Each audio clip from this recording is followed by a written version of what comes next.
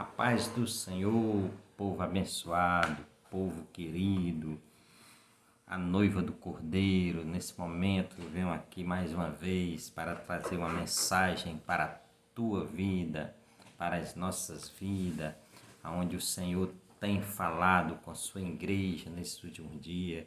No vídeo anterior nós falamos um pouco sobre os desviados da casa de Deus, que se diz sem igreja. E nesse momento eu dou continuidade, mas falando para a igreja, tá certo? E eu venho titular esse vídeo com o poder que a igreja não sabe que tem. O poder que a igreja não sabe que tem. Fica até o final, escute o vídeo, que Deus quer mudar a sua vida, quer transformar a sua vida. Durante a minha caminhada cristã, que eu tenho observado, durante essa caminhada, durante essa jornada, observado a igreja, que são mais de quase 15 anos, e venho observado que a igreja não conhece o poder que tem em suas mãos. Por que digo isso? Basta nós olharmos para a igreja e ver e observar no rosto das pessoas tristezas, decepções, amarguras, murmurações, contendas, rostos abatidos, vidas não restauradas, lutas de longas datas não vencido. Por que que isso está acontecendo? Por que que isso acontece no meio do povo de Deus?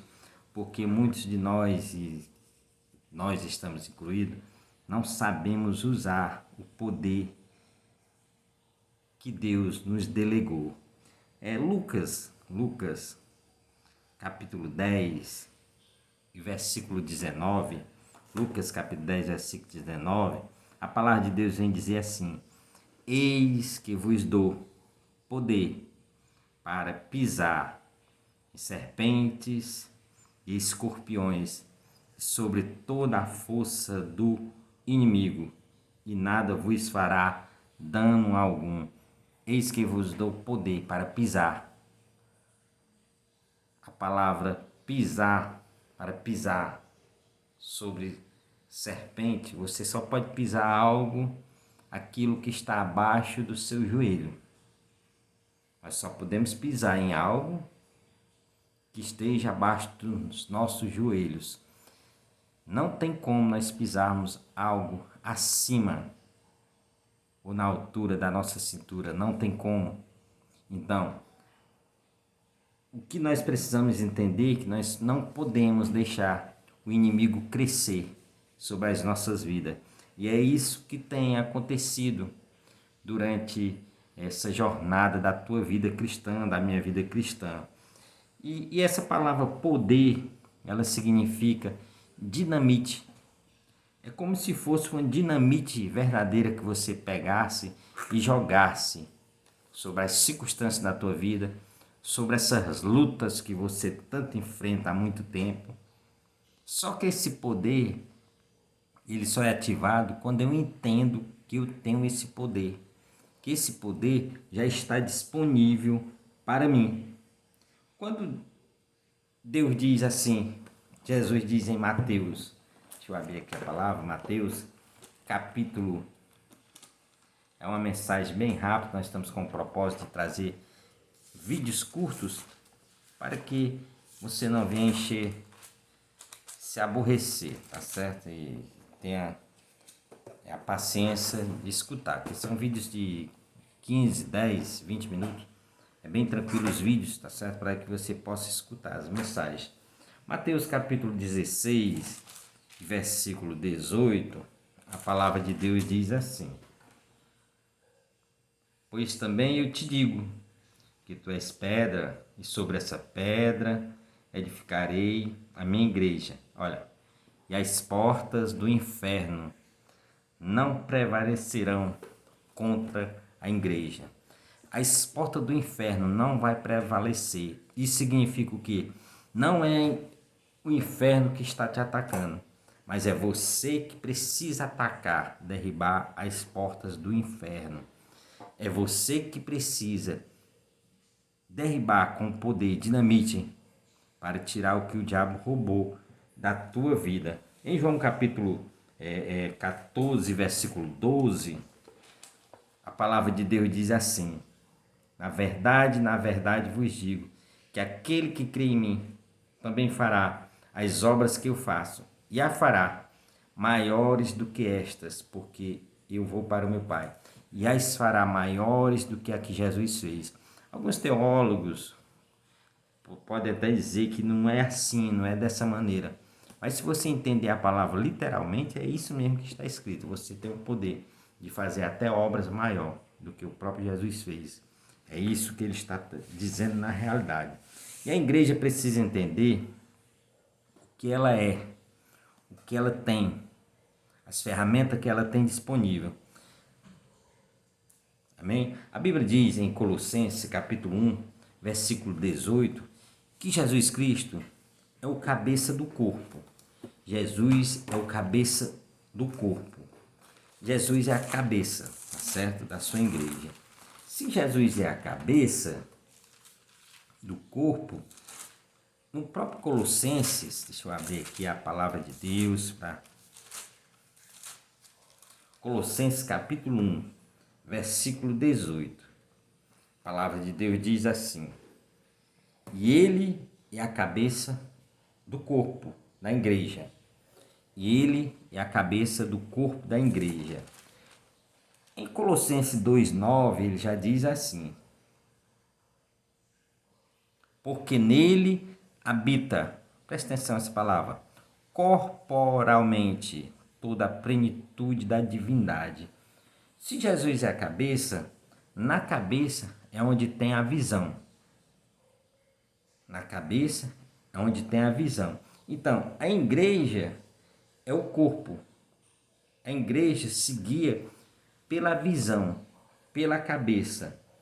Por isso é que a Bíblia diz em Mateus 6,22, em Mateus 6,22, quando a palavra de Deus diz assim, 6,22, a igreja precisa voltar, só abrindo parênteses, a estudar a Bíblia, a observar as escrituras sagradas, tá certo? 6,22, Mateus 6,22, a palavra de Deus diz assim: a candeia do olho, a candeia do corpo são os olhos, de sorte que, se os teus olhos forem bons, todo o teu corpo terá luz.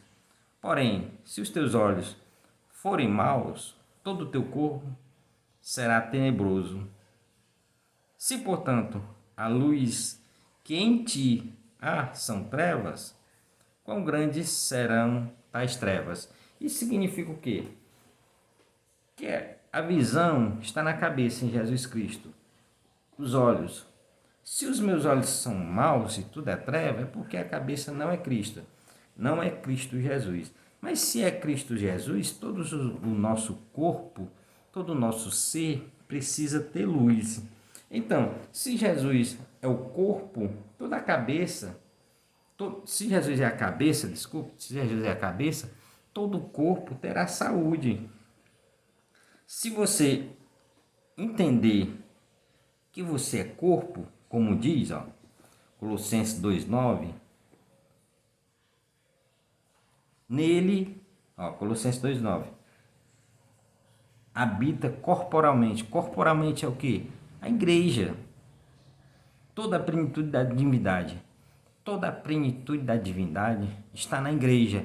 A questão é que nós precisamos ser mais unificados para que a plenitude da divindade habite, que a glória desça, para que a manifestação de Jesus Cristo seja presente nos nossos meios, nos nossos cultos, e para que o mundo observe a vida de cada um de nós.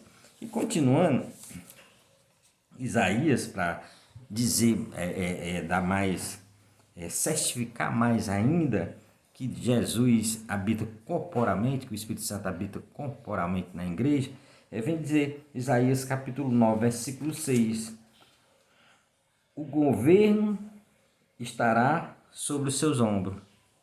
Olha, parte C, do versículo. Isaías 9:6. O governo estará sobre os seus ombros. Os ombros não é a cabeça, os ombros é a igreja. Então, o governo está sobre a igreja de Jesus Cristo. A igreja do Senhor Jesus tem o poder de governar, tem o poder de manifestar a glória de Deus para o mundo. Por isso que em Efésios capítulo 3, versículo 10 diz assim: para que agora, pela igreja, a multiforme sabedoria de Deus seja conhecida dos principados e potestades nos céus.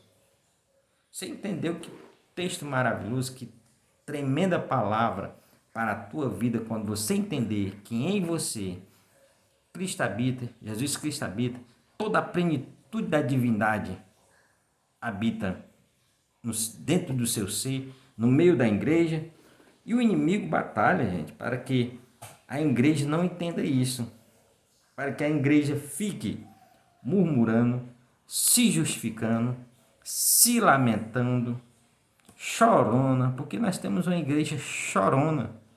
Deus não quer isso, Deus quer uma igreja valente, uma igreja militante, uma igreja que saiba lutar, mas com entendimento. E para que nós tenhamos entendimento, já venho deixar aqui essa observação, que o nosso entendimento ele precisa ser aberto, ou seja, os olhos dos nossos entendimentos, para que nós venhamos entender a palavra e colocarmos em prática. Em Efésios capítulo 1, versículo 18, a palavra de Deus diz assim: tendo iluminado os olhos do vosso entendimento, para que saibais qual seja a esperança da sua vocação e quais as riquezas da glória da sua herança dos santos. Da herança dos santos. Você é santo, você precisa de herança, você tem herança, você tem direito, mas para isso você precisa entender que Jesus Cristo já fez a parte dele.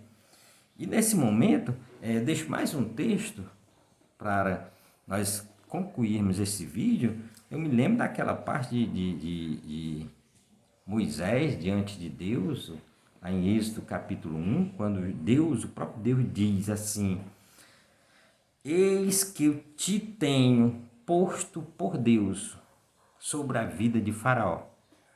Eis que te tenho posto sobre Deus, ou como Deus, sobre a vida de Faraó. Parece até uma heresia, mas não é. Deus te deu poder para tu governar sobre essa situação. Deus te deu poder para governar sobre a tua casa. Deus te deu poder para vencer essa batalha que você está passando. O problema é que você está acunhado, você está recuado, você está só se defendendo, ao invés de estar lutando. Pedir para Deus abrir os olhos do teu entendimento, para que você entenda como você vai se sair dessa situação. E nessa tarde, para encerrar, eu profetizo sobre a tua vida que Deus vai te dar entendimento. Eu profetizo que você vai sair disso e que você vai crescer espiritualmente. E que você vai crescer, amadurecer também emocionalmente como pessoa. Amém? Porque às vezes dentro de igreja as pessoas tudo chorando, tudo se acabando, se justificando, culpando o outro, culpando o pastor, culpando o irmão tal. E não é dessa maneira. Deus não quer isso, Deus quer lhe usar. Mas para isso você precisa entender o que Deus te deu. Para isso você precisa conhecer o Deus que você tem. O que foi delegado para você. Amém? Que eu já agradeço a você que está se inscrevendo no canal, tá certo? E digo, compartilhe essa mensagem. Talvez esteja alguém que esteja necessitando de uma palavra assim, que esteja desanimado, triste. E muitas das vezes, uma palavra de ânimo é uma palavra de choque. A mudança, ela só pode acontecer através de um confronto. Se a pessoa não for confrontada com a verdade, ela não muda. Precisa ser confrontada, primeiramente, viu? Porque nós vivemos no mundo, principalmente nesse último dia, de um povo melancólico, de um povo chorão, de um povo pidão. E essa não é a vontade de Deus. Deus quer te colocar por cabeça e não por cauda. E quando Ele te colocar por cabeça, não é para você pisar nos outros. Amém? A paz do Senhor, eu agradeço por mais esse vídeo. Compartilhe no nome de Jesus.